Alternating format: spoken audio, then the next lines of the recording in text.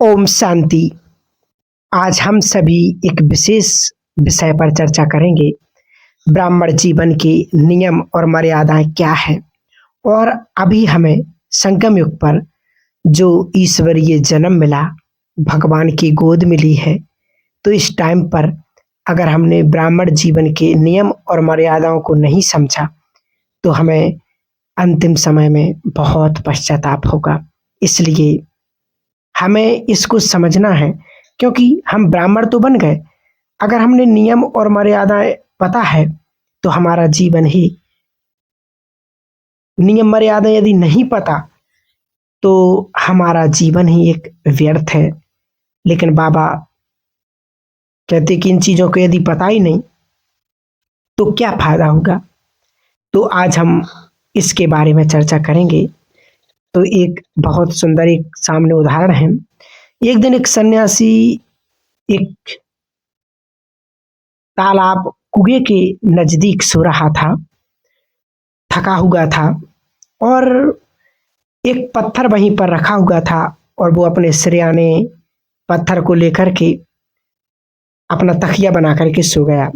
और उसी गांव की महिलाएं पनिहारी पानी भरने के लिए आईं और उस सन्यासी को देखा तो उसको देख करके एक महिला बोली कि संसार तो छोड़ दिया लेकिन अभी तक तकिया का मोह नहीं छोड़ा।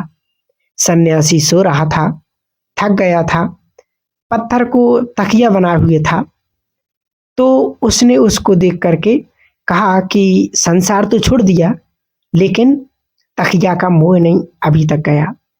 तो ये बात सुन करके सन्यासी जागा और उसने सुना तो उसी पत्थर को उठा करके फेंक दिया। अब दूसरी स्थिति जो साथ थी उसके, तो उसने कहा कि अकड़ तो देखो इसमें कितनी है, क्रोध तो अभी भी वैसा की वैसा है जो पहले था। सन्यासी भले बन गया, पर तीसरी स्त्री ने कहा कि हम स्त्रियां तो आती जाती रहती हैं, तुम क्यों हमारी बातों को सुनते हो। लेकिन जो चौथी स्त्री थी उसने बहुत अद्भुत बात कही। उसने कहा कि चाहे हम लोग कुछ भी कहें परंतु तुम अपना धर्म क्यों छोड़ते हो। चाहे हम गालियां दें, चाहे हम आपकी प्रशंसा करें, स्तुति करें, मान करें, अपमान करें, कुछ भी करें, लेकिन आपको अपने धर्म छोड़ने की क्या आवश्यकता है। तो वास्तव में अलौकिक जीवन के इस मार्ग पर हम भी निकल पड़ते हैं। तो कहने वाले तो बहुत कुछ कहेंगे, सुनाने वाले बहुत कुछ सुनाएंगे, परंतु हमें इस जीवन की जो मूलभूत धारणाएं हैं वह नहीं छोड़नी चाहिए। चाहे हम कुछ भी करें, ऐसा हो नहीं सकता कि हम कुछ करें और जगत कुछ ना कहे। और जब हम इस ज्ञान मार्ग पर चल पड़ते हैं तो संसार के लोगों की अपेक्षाएं और बढ़ जाती हैं। वो सोचते हैं कि इनमें सब कुछ हो, संसार के सारे गुण हों, ये सर्वगुण, वो क्रोध करें लेकिन हमें क्रोध नहीं करना चाहिए। उनके अंदर आलस हो सकता लेकिन हमारे अंदर नहीं, ये उनकी अपेक्षा बढ़ जाती है। वो सोचते हैं कि इनको ज्ञान मिल गया तो इनके अंदर एक कमी क्यों है, ये और आगे बढ़े, उनकी इच्छा रहती है। तो बाबा कहते हमें इन छोटी मोटी चीजों में हमें नहीं पड़ना है। इस ब्राह्मण जीवन की कुछ मुख्य धारणाएं हैं, कुछ ऐसे नियम हैं, कुछ ऐसी मर्यादाएं हैं जो हम सभी जानते तो हैं, परंतु समय समय पर उन्हें याद करना बहुत बहुत जरूरी है। और ये देखना है कि कौन सी धारणाएं, कौन से नियम हैं जो वो मुझ में है या नहीं है, या पूर्ण रूप से नहीं है। तो इस ईश्वरीय विश्वविद्यालय का पहला नियम है, बाबा ने बताया, अमृत वेला शक्तिशाली है। सबसे पहला नियम है अमृत वेला। एक बार बाबा ने पूछा था कि कमजोर किसे कहा जाता है, तो वह जो मर्यादा पूर्वक नहीं चलते। सबसे पहला कि केवल अमृत वेला उठ जाना, संपूर्ण जागृत अवस्था में नींद का जरा भी असर ना हो, सुस्ती ना हो, साधारण अमृत वेला ना हो, शक्तिशाली अमृत वेला, प्रेम में मगन अवस्था, उसकी तैयारी बहुत आवश्यक है। और उसकी तैयारी रात से चालू होती है, दूसरे दिन से नहीं। रात से ही किस अवस्था में सोया जा रहा है, क्या करते हुए सोया जा रहा है, मन को खाली किया या फिर नहीं किया, या फिर वैसा ही भरा हुआ है। परमात्मा कहते हैं ये संगम युग पर ये परमात्मा वर्षा हो रही है, और यदि पात्र उल्टा रखा है तो कैसे भरेगा। तो बुद्धि रूपी पात्र को खाली करना है रात को। ऐसे नहीं कि कभी 4 बजे, कभी पौने 5, कभी 5, कभी पौने 4, कभी सोचा कि चलो थोड़ा 5 मिनट बाकी है 4 बजने में, तो थोड़ा सो लेते हैं। और उठे तो देखा कि 5 बज गए, और 5 बजते ही जैसे ही देखा तो एक पश्चाताप, एक अपराध भाव, एक दुख, एक दर्द मन में उत्पन्न हो जाता है। तो बाबा कहते हैं कि इसका फिर कोई इलाज नहीं दिन भर के लिए, क्योंकि बाबा कहते हैं एक ही टाइम है जिससे हम अपने मन को चार्ज कर सकते, भरपूर कर सकते, और वो समय निकल जाता है तो उसका कोई उपाय नहीं। जब दूसरा दिन आएगा तब हम उसको अमृत वेले में चार्ज कर सकते, भर सकते हैं।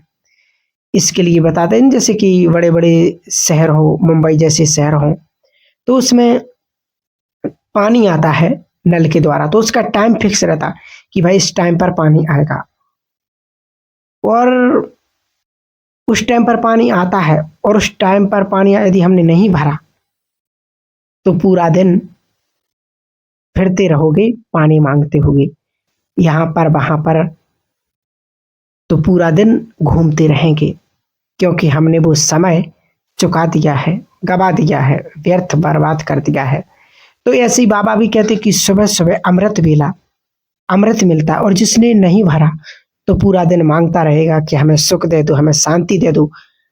एक अव्यक्त वाणी में बाबा ने बोला था कि अमृत वेला स्वयं को प्रभु प्रेम से इतना भर लो, इतना भर दो कि दिन भर किसी भी देहधारी का प्यार आकर्षित ना करे। इसलिए बाबा कहते हैं कि व्यसन तो कुछ भी बन सकता, टीवी हो, इंटरनेट हो, मोबाइल हो, व्हाट्सएप है, ये बहुत गहरा चित्त पर हमारे असर छोड़ता है। इसलिए बहुत सावधान। पहला तो बाबा ने बताया अमृत वेला, दूसरा है मुरली।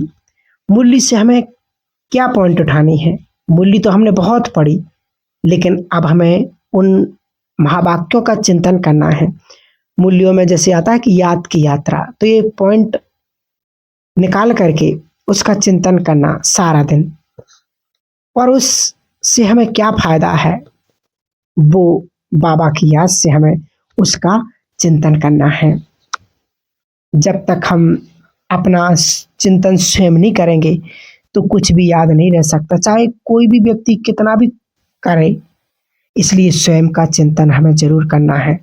तीसरा है भोजन, कि किस स्थिति में भोजन बनाया जा रहा है, उसमें क्या दोष है, कितनी उत्तेजना उसमें समाई हुई है, कहाँ से भोजन आ रहा है, कितना गरिष्ठ है, वो हमारे चित्त को प्रभावित करता है।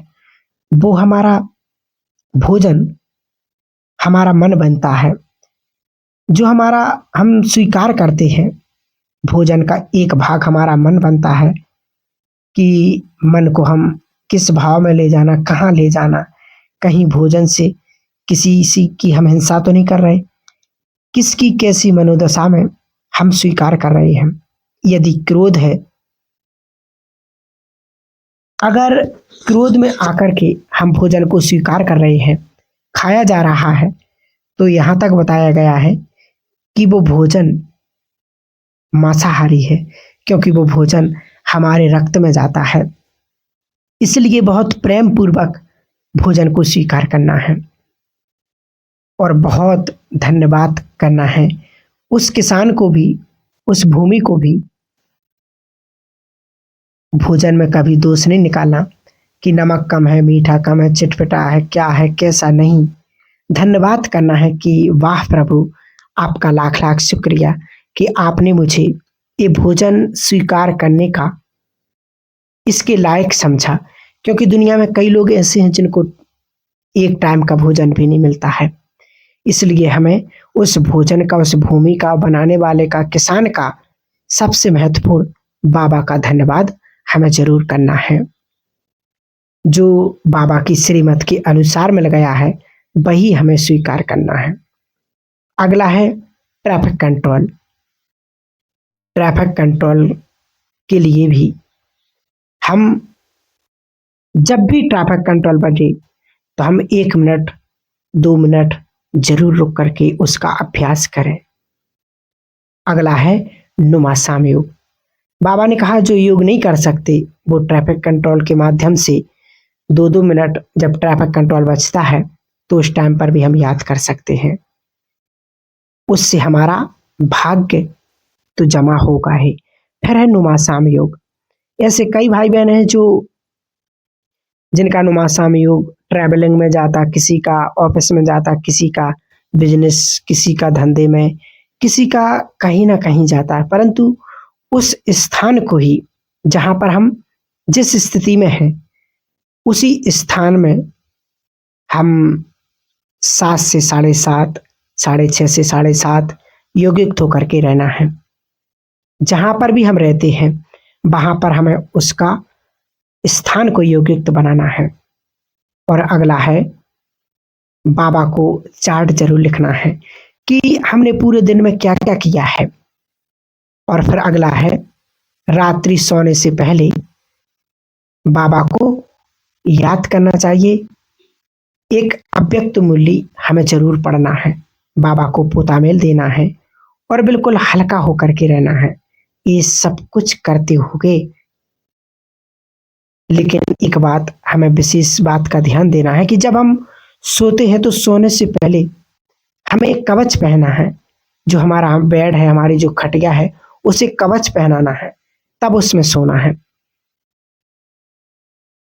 क्योंकि जो सपने आते हैं, बेकारी सपने आते हैं, डरावने सपने आते, बुरे सपने आते हैं, तो वो सपने ना आए, शुद्ध सतो प्रधान नींद हो, उसके लिए हमें अपनी खटिया को सकाश देना, बेड को जैसे उसमें एक सुरक्षा कवच निर्माण करना है।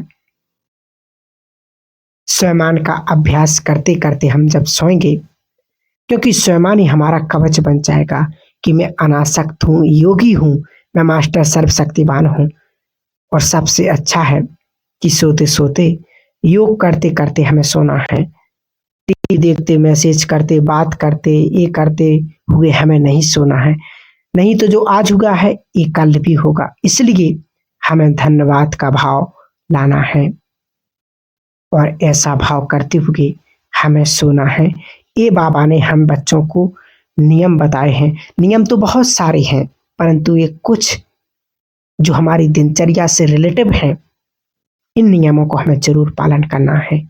आज की मुरली में बाबा ने नहीं कहा कि बच्चे तुम मास्टर सर्वशक्तिवान हो, शक्तिवान हो या मास्टर सर्वशक्तिवान हो। इस बात का विशेष विशेष हमें अभ्यास करते हुए अपने समय को, अपनी दिनचर्या को बहुत सुंदर और बहुत श्रेष्ठ बनाना है। ठीक है। ओम शांति।